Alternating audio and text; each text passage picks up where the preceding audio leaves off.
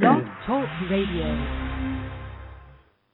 Good morning. It's Jeff Altman, the Big Game Hunter. It's Monday, 9 a.m. Eastern Time, and that means no BS Job Search Advice Radio. This is a show where I talk with you in a very direct and pointed way about things that you can be doing better in your job hunting. After all, what I see time and time again is most people overestimate their capabilities in job hunting. They tend to think that if they have done a good job in their current job, then that's enough for them to be hired in the next one. But they forget, you may forget, that there are skills involved with finding work, not just simply telling people what you've done, but packaging your information in ways that they're going to be able to hear it well. So today's show is brought to you by consultingassignments.com. Consultingassignments.com is a website that believes that posting a position, posting your resume, searching for jobs, searching for resumes should be free. And that's what they are. It's a global site with full-time contract to hire, temp to perm, and temp positions anywhere in the world. Posting is completely free. Searching is completely free. That's their belief. It should all be free. Now, if you want to feature a position, if you want to feature your resume, it's very inexpensive. Something like, if you want to feature an individual job, $10 for 30 days. If you want to feature multiples over the course of time, they get to a point where if you want to feature as many as 50 positions, it gets down to $2 per job. So, again, you don't have to do that in one clip, but you can do it over time. So, again, that's consultingassignments.com with the ability to post and search for free. So let's get straight with one another, okay? Let's get direct. And I'll start by saying that I know most people don't like to be judged, but the fact is you are going to be judged on an interview. You're walking in the door, you're going to be evaluated, assessed, and judged. And the judgment to me is the ultimate decision that's going to be made as to whether or not you're the solution that they're looking for. So the question is, how do you package yourself? How do you package your experience in a way that's going to be palatable for them, that when they start asking you questions, they're going to figure out that you're the right person? Now, most people go to an interview and they're relatively passive, and they'll start off allowing the interviewer to ask all the questions. And the prototypical opening question is, tell me about yourself and what you've been doing professionally. And people don't even take the time to script out their answer and rehearse it to that question. They kind of just walk in the door knowing that's going to be asked, and they think they can wing it. Well, how often does that really work? Statistically, not all that well. When pro sports teams practice, they're not just walking out on the court. They're not just skating on the ice or stepping out on the diamond and throwing a ball around purposely, shooting a puck purposely, or passing the ball purposelessly. What they're trying to do is develop skills and plays that are going to serve them. Well, the same thing applies to you. You're an athlete. You may have some basic talent, but you have to go out there and deliver the goods and do it in a way that people are going to recognize you as the one that they want to hire. So the simplest thing I'm going to tell you is, when you arrive for the interview, sit facing the greatest number of entry points into the room, so when someone's going to come out and greet you, you're not going to be startled, that you'll see them approaching you and you're going to be ready for them. And I always remember this one time I was meeting with a client at a bank in New York, and the person there was a person seated next to me who was going to be interviewed for a job. And it was a rainy day in New York, and this person was carrying a copy of the New York Times, an umbrella, and a raincoat. They had him folded, and he'd become engrossed in his newspaper, and did not know that the person who was going to be greeting him was going to be coming from, let's say, behind his right shoulder. There was a doorway there. He was seated on a couch, chair against the wall, and there was an entryway where someone would come out and ultimately ask for him. And he'd become engrossed in the newspaper, and wasn't paying attention, and suddenly heard his name and became startled. And stood up, shook hands, picked up his raincoat, folded his copy of the New York Times, picked up his umbrella, and I can tell you he wasn't ready to go. He had missed a great opportunity to create an impression because he'd gotten flustered. So what I'm going to tell you is always sit facing the greatest number of entry points into a room so you can see someone approach you and not be startled. So this way, you're all, even if you're reading some material, whether it's a newspaper or some stuff that they have out there, you can be keeping an eye out for someone coming into the room to announce your name and not get surprised. Now, as soon as you see them, shake their hands and immediately size them up as a person and deal with them as you presuppose them to be. After all, they may be aggressive to you or smart or not, as the case might be. Most people I know, if they're in a social situation, and they meet someone for the first time, 95 times out of 100, their instincts are right. But because it's their career and it's important to them and it's a job, they paralyze all these good instincts that normally work well for them. Well, don't. Just go out there and deal with them as your instincts tell you you should. And from there, they're going to escort you into the interview room or conference room or wherever it's going to be. And as soon as the two of you sit down, as soon as each of you lowers your butt into the chair, what I want you to do is not wait for them to ask the first question. I want you to take the bull by the horns and start off by thanking them for inviting you in for an interview. And then as soon as, you're done, continue on by saying, I'd spoken with, in this case, Jeff Altman about the role.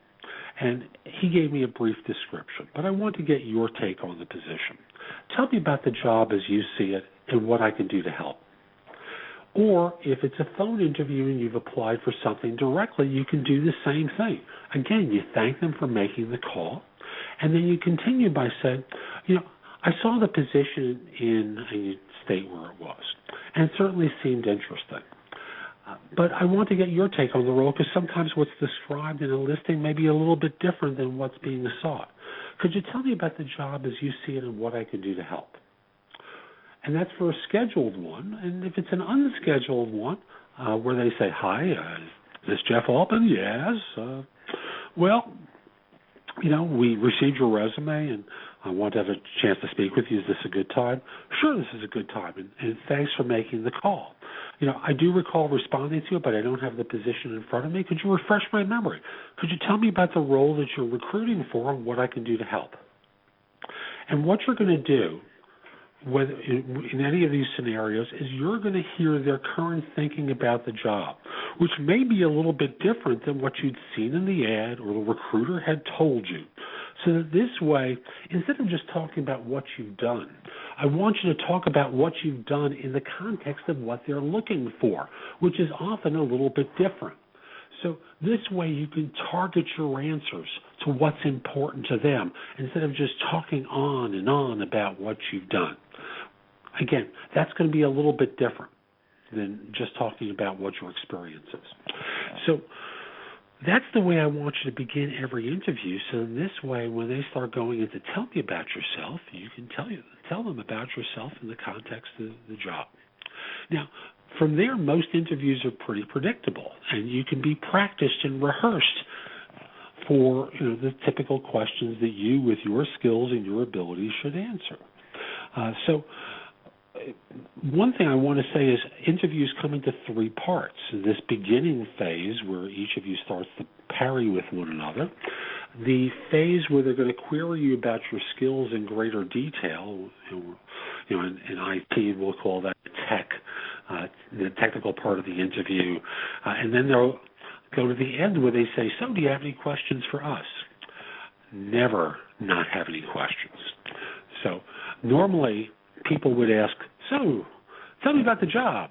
But we've done that at the beginning, so you can't ask that question. So here's another question that you might ask them that I think creates a great impression. I know it does because any number of clients tell me that when people ask it, they're impressed. And many candidates will tell me that they could see lights go off in the interviewer's eyes when they're asked this question. So this is the question I'd like you to ask now that you've already found out about the job. So let's say it's a year from now, and it's time for you to do my review. And we're going to sit down with one another.